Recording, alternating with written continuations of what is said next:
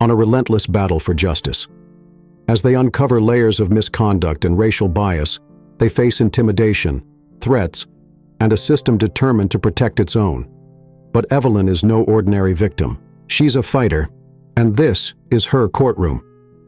In a city torn apart by tension, this heart-stopping thriller tests the limits of justice, courage, and resilience.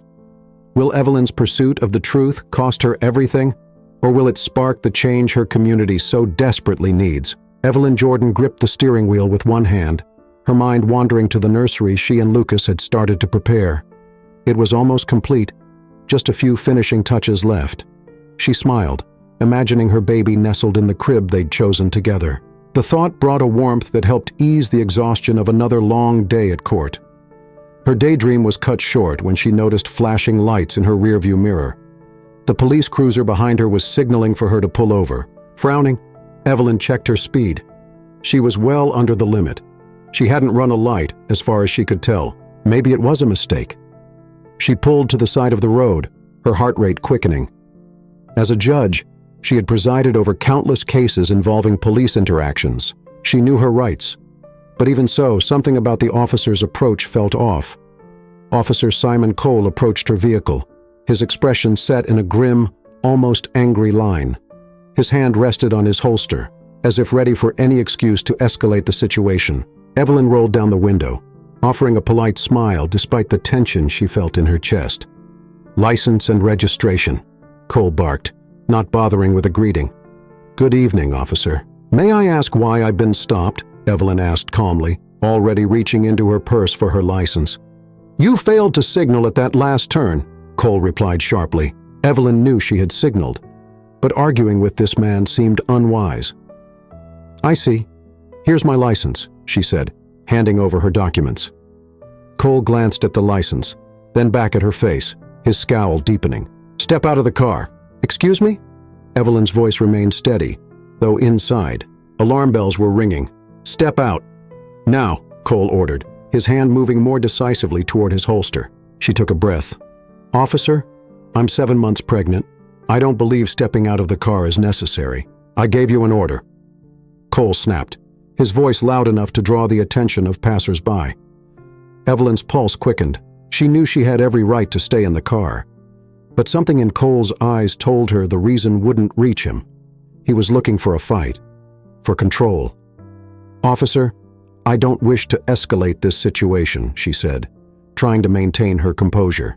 "I'll comply with any reasonable request, but as I said, I'm pregnant and concerned for my safety."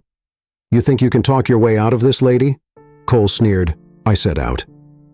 Evelyn's fingers trembled as she pressed the door unlock button. She slowly opened the door, placing her foot on the pavement with deliberate care, mindful of her swollen belly. The moment she was halfway out, Cole yanked her by the arm, pulling her fully upright. "What are you doing?" She gasped, wincing as his grip tightened. "You people always think you can do whatever you want," he muttered, his voice thick with disgust. "Let me show you what happens when you think the law doesn't apply to you." Evelyn's heart pounded. "Officer, please." Before she could finish, his hand shot out, shoving her against the car. The force was enough to make her cry out in pain. "Stay quiet," Cole hissed, glancing around as a few people started to gather, some pulling out their phones to record. Evelyn felt the cold metal of the car door against her cheek, her body trembling with the shock of what was happening. She could hear the voices of onlookers growing louder, but their protests were drowned out by the ringing in her ears. She turned her head to face Cole. "Please, I'm pregnant. You're hurting me." Without warning, Cole's fist connected with her face. The world spun as the blow landed hard against her cheekbone, sending her crumpling to the ground. Pain exploded across her skull, her vision blurring as she clutched her belly in instinctive protection. The onlookers erupted into shouts, several people rushing forward. "Hey, what the hell are you doing?" Someone yelled, their voice furious. "Call an ambulance," a woman screamed. "She's pregnant." Through the chaos, Evelyn struggled to stay conscious, her mind racing with the horror of what had just happened. How has it escalated this far? How had it gone from a simple traffic stop to this? Another police car screeched to a halt, and Officer Caleb, one of Evelyn's courtroom officers, jumped out. His eyes widened when he saw her on the ground, cradling her face and stomach. Judge Jordan gasped, rushing over to her side. What the hell happened? Cole looked stunned, as if he hadn't realized the weight of what he'd just done. Wait, what? She's a judge. Caleb turned to Cole, fury etched on his face. You idiot! Do you know who this is? This is Judge Evelyn Jordan. The color drained from Cole's face. S.A. didn't tell me. You didn't give her a chance. Caleb barked. He knelt beside Evelyn. Judge, hang on. We're getting you to the hospital. I'm so sorry I didn't. Evelyn's vision swam, but she could still make out Cole's shocked expression. Her jaw throbbed, and the taste of blood filled her mouth. She wanted to speak, to scream, but the pain was too much. In the hospital room, the fluorescent lights buzzed softly, creating an odd stillness in contrast to the chaos outside. Lucas sat by her bedside, his hands clenched in his lap. His face was a storm of emotions, anger, fear, and a helplessness that she had never seen in him before. I should have been there, Lucas muttered, his voice low. I should have protected you. Evelyn, her cheek swollen and bruised, reached for his hand. Lucas, this wasn't your fault, but now I have to fix it, he replied, his jaw tightening. They're going to pay for what they did to you. I'm filing charges, Evelyn. I'm taking this all the way to the top. Evelyn sighed, exhaustion weighing heavily on her. It's not just about me anymore, Lucas. This is bigger than what happened tonight. This is about all the people who don't have someone like you to fight for them. I'll fight for them too, Lucas said firmly. We'll fight this together. By the next morning, the footage of the assault had gone viral. Every major news outlet was covering it, showing the moment Cole struck her, the crowd's horrified reactions, and the revelation that she was a judge. Outside the hospital, protesters gathered, holding signs calling for justice and chanting slogans against police brutality and systemic racism. The city was on fire. Inside her room, Evelyn watched the coverage on the TV mounted on the wall, her fingers trembling as she switched the channel from one report to the next. This is just the beginning, Lucas said softly from behind her. We're in for a fight. Evelyn turned off the TV, her eyes filled with quiet determination. Then we'll fight, not just for us, but for everyone. As the crowd's chants echoed faintly through the hospital walls, Evelyn knew that her life, and the lives of many others, would never be the same. The office was uncomfortably quiet as Captain Charles Monroe sat behind his desk reading the internal report. He tapped his pen against the surface, trying to absorb the implications of what had happened. Officer Simon Cole had crossed a line that could bring the entire department under scrutiny. Monroe leaned back, staring at the report. So what do you suggest we do? He asked the internal affairs investigator seated across from him. We need to open an internal investigation immediately. The footage is everywhere. We can't just sweep this under the rug, the investigator said, his tone professional but laced with anxiety. The public is already demanding answers. Monroe slammed the report shut. We'll investigate, but I want to handle this quietly. No need for the media to get any more involved than they already are. The investigator nodded but didn't look convinced. We can try, but this won't be easy. There's no way to avoid public scrutiny. And Judge Jordan, she's not just any victim. I know exactly who she is, Monroe growled, and I know how much damage this could do. Get the investigation going, but remember, we handle this carefully. Understood? The investigator stood, gave a curt nod, and left the room. Monroe leaned forward again, his mind racing. He couldn't afford to let this blow up. Across town, Lucas Jordan paced the living room of his and Evelyn's home. His hands were clenched at his sides as he spoke into his phone. Lydia, we need everything. Witness statements, the video footage, and past complaints against Officer Cole. I'm not letting this go. Already working on it, Lydia Monroe's voice came through the speaker. There's a history of complaints about racial profiling and excessive force. Nothing was ever followed through. Lucas stopped pacing and ran a hand over his face. Of course, there wasn't. But this time, it's different. They can't bury this. How's Evelyn holding up? Lydia asked, her voice softening. Lucas glanced down the hallway where Evelyn was resting. She's strong, but this whole thing, it's taking a toll. I'm more worried about the baby. You two are fighters, Lucas, but don't let this case consume you, he sighed. It's hard not to. This isn't just about us. It's about every single person who's been in Evelyn's shoes and didn't have the power to fight back. I need to get justice for them too. I know.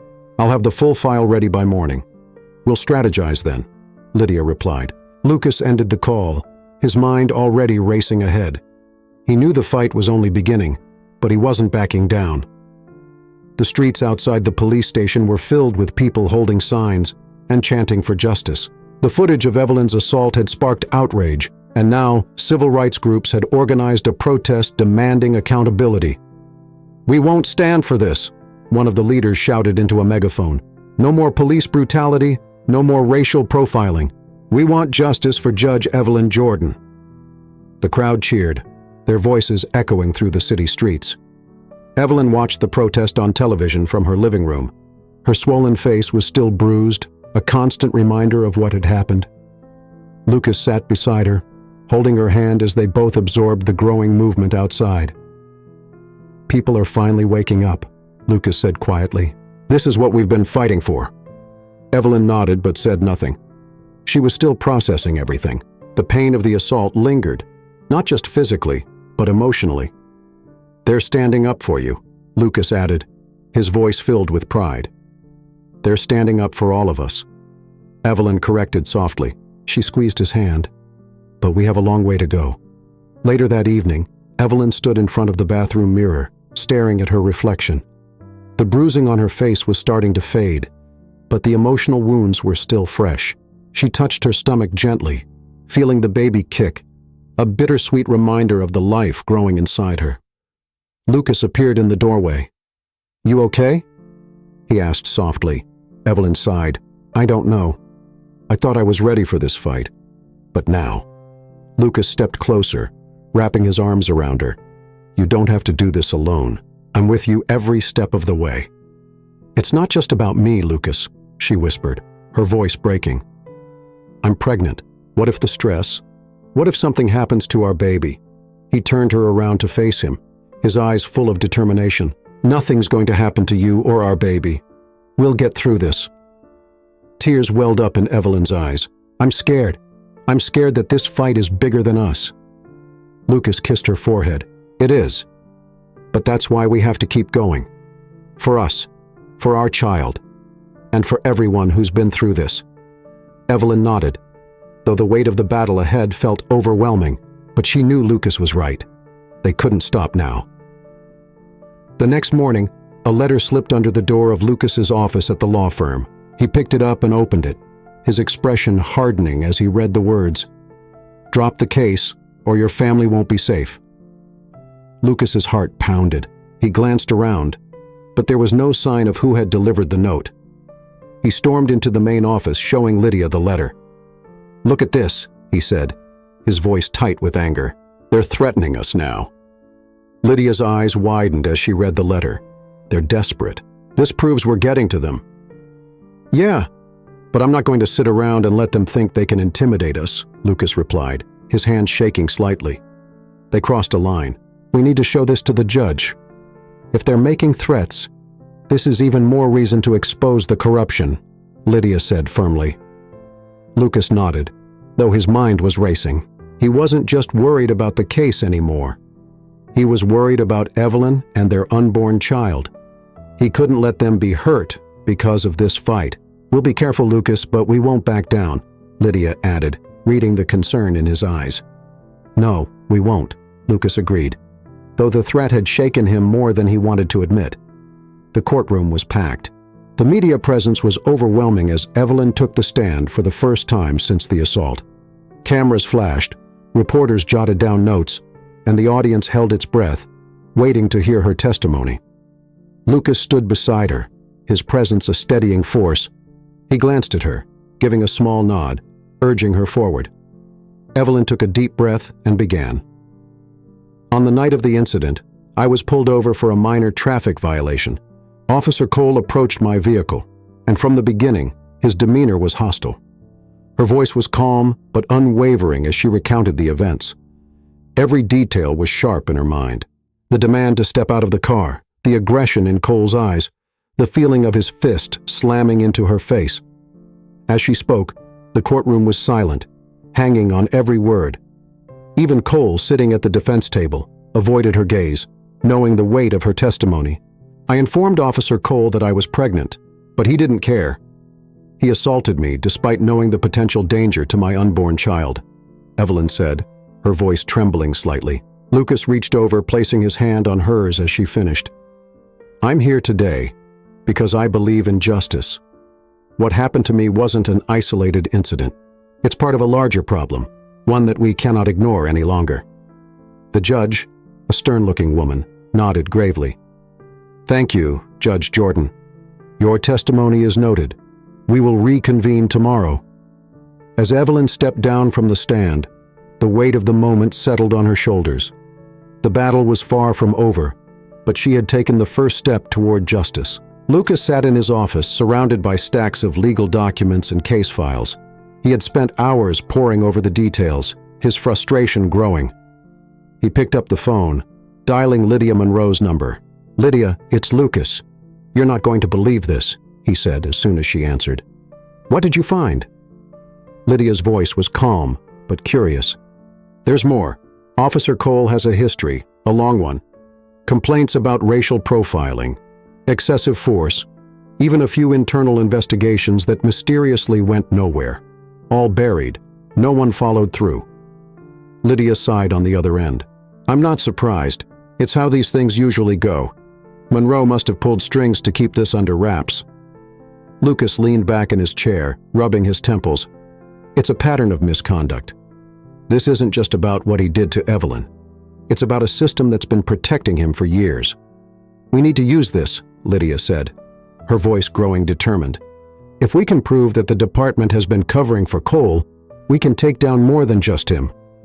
We could expose the entire operation. Lucas's jaw tightened.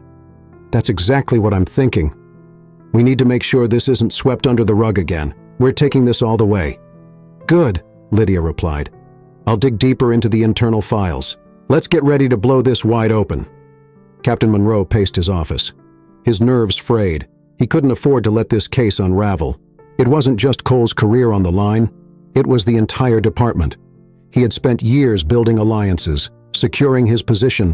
One mistake couldn't destroy everything. He picked up the phone and called Sergeant Lucas Hughes, one of his trusted officers. Lucas Hughes, we need to control the narrative, Monroe said sharply. What do you need, Captain? Lucas Wadjawez replied, his tone wary. I want you to make sure the officers testifying in Cole's defense understand what's at stake. They need to stick to the story. No deviations. If anyone even hints at Cole's past misconduct, we're finished. Lucas W. hesitated. But Captain, some of these officers are starting to talk. They know what's coming, and they don't want to be caught in the middle. Then make them understand that loyalty is more important than ever, Monroe growled. If this gets out, it's not just Cole who goes down. We all do. There was a pause on the line. I'll handle it, Lucas Waz said, his voice flat. Monroe hung up, his hands trembling slightly. He knew the situation was slipping out of his control, but he wasn't going to let it happen without a fight. The news networks were relentless. Every day, new reports emerged about the corruption within the police department, and the story had gained national attention. Reporters swarmed the courthouse, demanding answers from anyone connected to the case. Evelyn watched from her living room as one reporter addressed the camera. With the trial of Officer Simon Cole underway, public outcry has only intensified. Allegations of racial profiling and misconduct have surfaced, implicating the entire department. The question remains, how deep does this corruption go? Lucas turned off the TV and sat next to Evelyn. The media's not letting up. This is getting bigger than we thought. They're focusing on Monroe now too, Evelyn said quietly. It's only a matter of time before everything comes out. Lucas nodded. That's why we need to keep pushing. We can't let them distract the public from what happened to you. This trial isn't just about Cole. It's about holding everyone accountable. Evelyn sighed, rubbing her swollen belly. I just hope this doesn't drag out for too long. The stress, it's taking a toll." Lucas placed a hand on her shoulder. "We're almost there. Stay strong. You've been stronger than anyone through all of this." She gave him a faint smile. "I know. I just want it to be over." Late that night, Evelyn awoke to the sound of glass shattering. She bolted upright in bed, her heart racing. Lucas was already out of bed, rushing to the window. He looked down and cursed under his breath. "They've thrown something through the window," he muttered, grabbing his phone. Evelyn's stomach twisted with fear. "Who?" "I don't know, but I'm calling the police," Lucas replied, dialing 911. As he spoke to the operator, Evelyn moved cautiously toward the living room, where shards of glass littered the floor. A brick lay in the middle of the room, a piece of paper tied around it. Her hands trembled as she bent down to pick it up. The note was short, but chilling. "Drop the case or next time. It won't be a warning." Lucas hung up the phone and turned to her. "The police are on their way." Evelyn handed him the note, her voice barely a whisper. "They're threatening us again." Lucas's face darkened as he read the note. "This has to be Monroe or someone working for him. They're desperate." "We can't let this scare us," Evelyn said, her voice trembling. "We've come too far." Lucas wrapped his arms around her. "We won't stop, but we need to be careful. I'm not letting anything happen to you or the baby." Evelyn nodded, her resolve hardening. "Then we fight smarter." The next day, Lydia arrived at Lucas's office, her face grim. "We've got a break," she said, closing the door behind her. Lucas looked up from his desk. "What is it?" One of the officers, Officer Martinez, came forward. "He's willing to testify against Monroe," Lydia said, her voice steady. "He's been covering for Cole and Monroe for years, but said he can't live with it anymore." Lucas's eyes widened. "Are you serious?" Lydia nodded. "Martinez provided us with documents, proof that Monroe has been manipulating evidence, coercing officers, and bearing complaints against Cole and others. It's damning." Lucas stood up, his heart racing. "This could be it, Lydia. This could take Monroe down." "It will," Lydia agreed. "We need to protect Martinez, though. If Monroe finds out he's turning against him, it could get ugly." "We'll get him protection," Lucas said firmly. "But this changes everything. We're not just going after Cole anymore. We're going after the whole system." Lydia smiled grimly. "Let's tear it down." The courtroom was packed once again as Officer Martinez took the stand. He looked nervous, his hands trembling slightly as he swore to tell the truth. Lydia stepped forward, her voice calm but firm. "Officer Martinez, can you tell the court what you know about Captain Monroe's involvement in this case?" Martinez took a deep breath before answering. "Monroe has been covering up misconduct for years. He pressured officers, including myself, to falsify reports, destroy evidence, and silence complaints. He did it to protect Officer Cole and others who were involved in racial profiling and excessive force." The courtroom buzzed with murmurs, the weight of the confession sinking in. Monroe, sitting at the defense table, clenched his fists, his face pale. Lydia nodded. "And you have proof of this?" Martinez nodded, his voice steadier now. "Yes, I brought documents, emails, reports, all of it. I couldn't stay silent any longer." Lydia turned to the judge. "Your Honor, we submit this evidence as Exhibit A. This testimony proves that the corruption within the department goes beyond Officer Cole.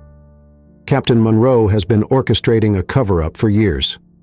The judge nodded, taking the evidence. "We will review this immediately." As Martinez stepped down from the stand, the tension in the courtroom was palpable. Lydia returned to her seat beside Lucas, her eyes glinting with victory. Lucas leaned over and whispered, "This is it. We've got them." Lydia smiled, her confidence growing. "We just turned the tide." Captain Monroe sat at his desk, staring blankly at the report in front of him. The investigation was spiraling out of his control.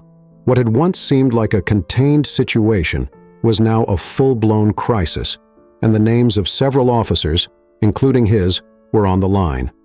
His phone buzzed, pulling him out of his thoughts. It was his lawyer. "They're widening the investigation, Charles," the lawyer said, his voice low but tense. "They're implicating more officers in the cover-up, and the media is having a field day. I'm not sure we can keep you out of this." Monroe's face hardened. "I've run this department for years. You're telling me this whole thing is going to come crashing down because of one officer's mistake?" "It's more than that now. Officer Cole's actions are just the tip of the iceberg. They're looking into complaints that go back years. You know as well as I do that this isn't about just one mistake." Monroe slammed his fist on the desk. "You fix this. That's what I pay you for." There was a pause on the line. "I'm doing everything I can, but you need to be prepared for the worst. The public is demanding reform, and you're at the center of this storm."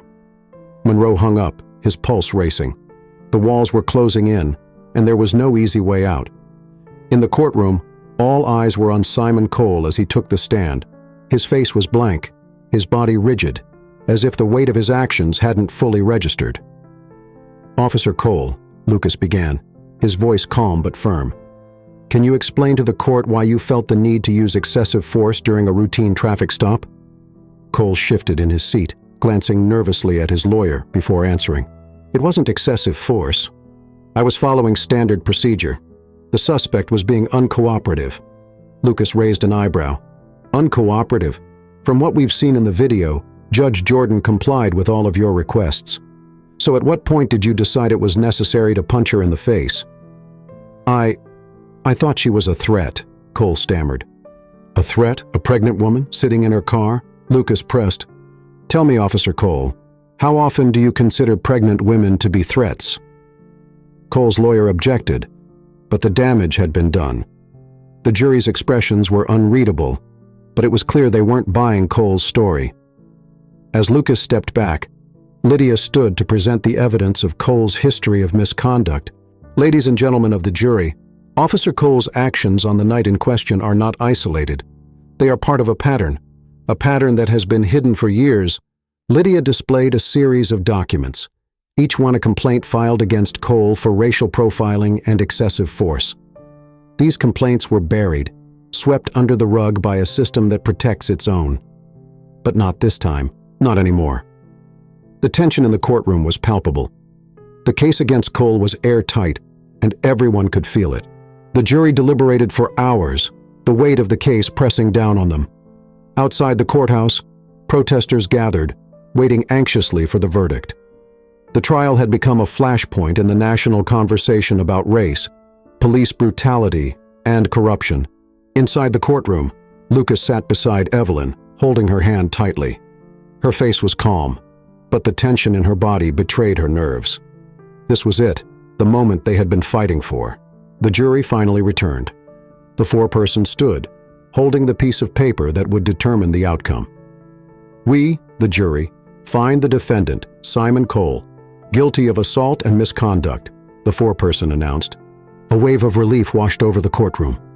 Evelyn closed her eyes, a tear slipping down her cheek. It was over. Lucas squeezed her hand. "We did it," he whispered, his voice thick with emotion. The judge banged her gavel, signaling the end of the trial. Officer Cole would be sentenced, and justice had been served. But Evelyn knew this wasn't the end. There was still more to be done. The press was relentless as Captain Monroe left the police station, his face grim. Cameras flashed, reporters shouted questions, but Monroe remained silent, his jaw clenched. Inside the station, the investigation into his actions had reached its peak. Officer Martinez's testimony had revealed the full extent of Monroe's involvement in the cover-up, and there was no denying it now. The walls had finally caved in. As Monroe entered his office, he found internal affairs waiting for him. "Captain Monroe," one of the officers said, stepping forward, "you're under arrest for obstruction of justice and conspiracy to cover up misconduct." Monroe's face paled, but he kept his composure. He had known this day might come, but he had hoped to delay it long enough to find a way out.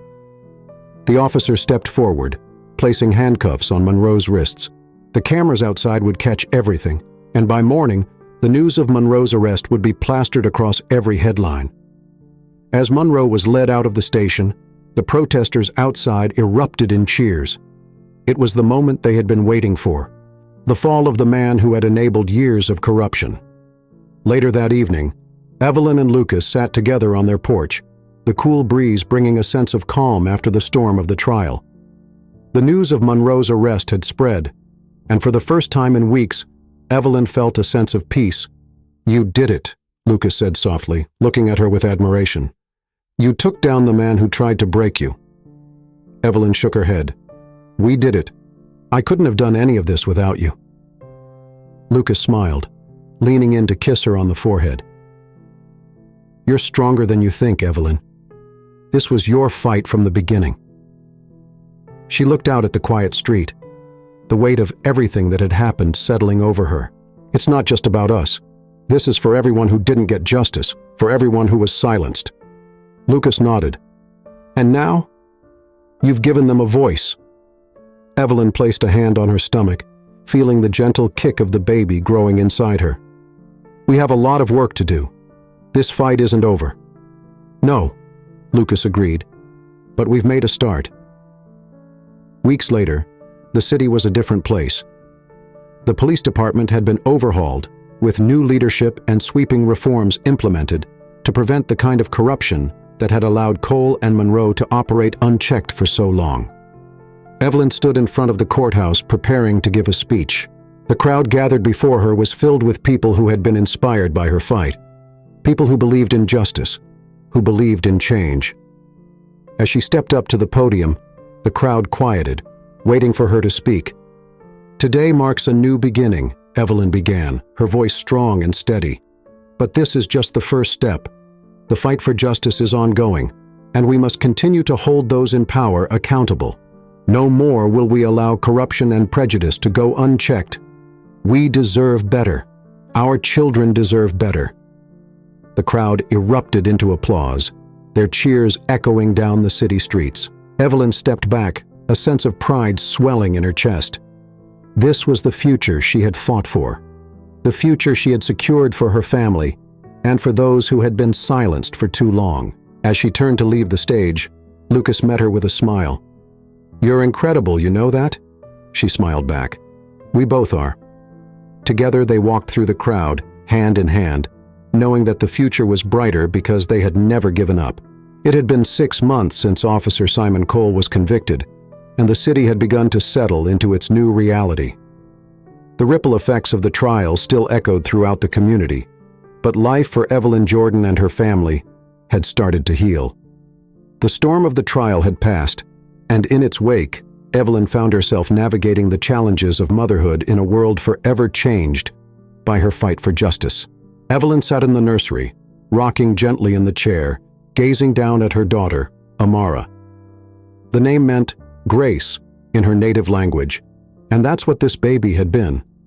A grace that had seen her through the darkest period of her life. Amara was only a few months old, and already she had brought light back into a world that had once seemed so dark. "Look at you," Evelyn whispered softly, watching as Amara's little fingers curled around hers. "You have no idea how strong you've made me."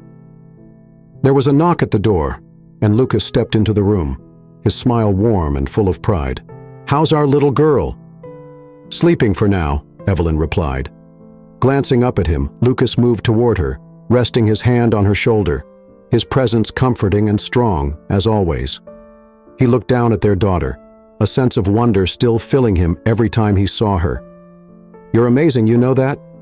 After everything you went through, you've come out stronger than ever." Evelyn smiled but didn't respond immediately. She had heard those words from Lucas many times since the trial had ended, and each time they rang true. She had fought a battle not only in the courtroom but within herself. The trauma of that night, the fear, the anger, the pain, had left deep scars. But sitting here now, with her baby in her arms, she knew she had survived for something greater. "I had to be strong," Evelyn finally said, her voice soft but steady. "For her, for us, for everyone who didn't get the chance to stand up?" Lucas nodded, understanding in his eyes. "And you've given so many people hope. You're an inspiration." Evelyn glanced down at Amara again. "I just want to make sure she grows up in a world where things are different, where she doesn't have to face the same struggles." Life after the trial hadn't been easy. The public attention had been overwhelming at times, with reporters constantly seeking interviews and activists looking to make her the face of a movement. Evelyn had been thrust into the spotlight in ways she hadn't anticipated, and while she was grateful for the platform to advocate for justice, it also took a toll on her privacy and her family's peace. "Do you ever think about stepping back?" Lucas had asked one evening, not long after the trial ended. They were sitting on the porch, the baby monitor resting between them as they sipped tea, enjoying a rare moment of quiet. Evelyn had considered it, sometimes. "But then I think about all the people who don't have the luxury of stepping back. If I don't keep pushing, who will?" Lucas nodded, his eyes soft with understanding. "I get it. I just don't want you to burn out," Evelyn smiled. "I'm learning to find balance. You and Amara are my balance." And that was true. Over the months that followed, Evelyn had learned to navigate her new reality with grace. She continued her work as a judge, though her role had shifted somewhat. She had become a public advocate for reform, speaking at events, joining panels, and working with local leaders to ensure that the changes promised during the trial were actually implemented. But she also prioritized her family in ways she hadn't been able to before. She took maternity leave, something she had originally been hesitant to do, and spent those precious months bonding with her daughter. They had quiet mornings, just the two of them, where she would sit and read aloud while Amara slept in her arms. The peace of those moments was a stark contrast to the chaos of the trial, and it was in those moments that Evelyn truly began to heal. One afternoon, as Evelyn pushed Amara's stroller through the park, she was approached by a woman she didn't recognize. The woman looked nervous at first, but after a moment, she spoke. "Judge Jordan." Evelyn stopped, turning to face her. "Yes?" The woman's eyes filled with gratitude. "I just wanted to thank you, my brother. He was harassed by the police for years and no one ever listened. After your trial, things started to change. He got justice because of you." Evelyn's heart swelled with emotion. She had heard similar stories over the past few months, but each one touched her deeply. "I'm so glad to hear that," she said, reaching out to touch the woman's arm. "Your brother deserved justice." The woman smiled through her tears. "You gave us hope. Thank you."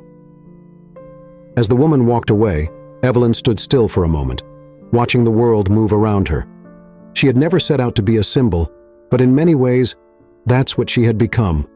Her fight had opened the door for others to seek justice, to stand up against the wrongs they had suffered. She looked down at Amara, who was gazing up at the sky, her little eyes wide with wonder.